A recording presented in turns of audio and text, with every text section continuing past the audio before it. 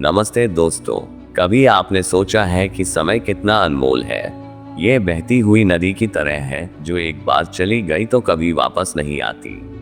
आज मैं आपको एक ऐसी कहानी सुनाने जा रहा हूँ जो आपकी आंखें खोल देगी और आपको सिखाएगी कि अपने समय का सही इस्तेमाल कैसे करें। तो चलिए बिना देर किए शुरू करते हैं। एक बार की बात है, गंगा किनारे बसे एक छोटे से गांव में दो हमूल लड़के रहते थे, रवि और करण।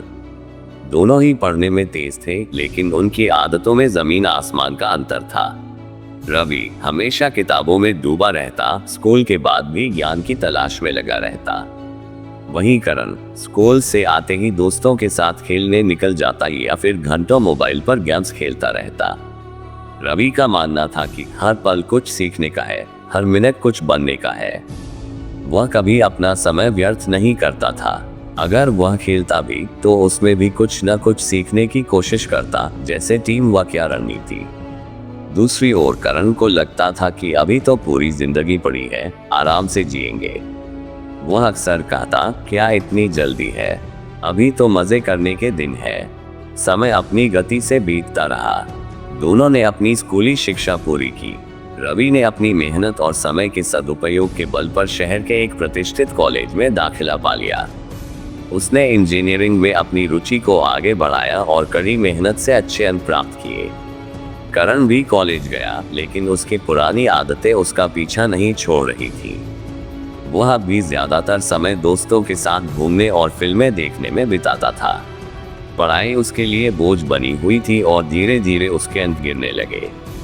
कुछ साल बाद कॉलेज की पढ़ाई पूरी होने के बाद रवि को एक बड़ी कंपनी में अच्छी नौकरी मिल गई।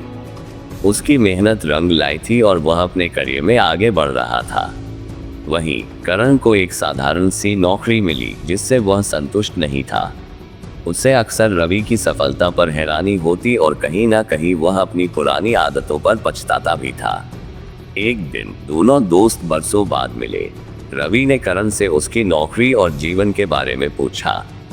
करण उदास होकर बोला, यार काश मैंने भी तुम्हारी तरह पढ़ाई पर ध्यान दिया होता और समय को बर्बाद न किया होता। आज मैं भी कहीं अच्छी जगह पर होता। रवि ने मुस्कुराकर कहा, दोस्त अभी भी देर नहीं हुई है। समय कभी रुकता नहीं, लेकिन हमेशा आगे बढ़ने का मौका देता है। बस आज से ही अपने समय का सही इस्तेमाल करना शुरू कर दो। करण को रवि की बातों से प्रेरणा मिली। उसने अपनी गलतियों को समझा और फिर से मेहनत करने का फैसला किया।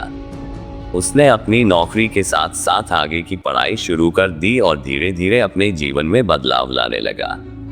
तो दोस्तों, इस कहानी से हमें यही सीख मिलती है कि समय सबसे बड़ी दौलत है। इसे कभी भी व्यर्थ न जाने दें। हर पल का सदुपयोग करें, कुछ नया सीखें, अपने लक्ष्यों की ओर बढ़ें। याद रखिए, जो समय को बर्बाद करते हैं, समय उन्हें बर्बाद कर देता है।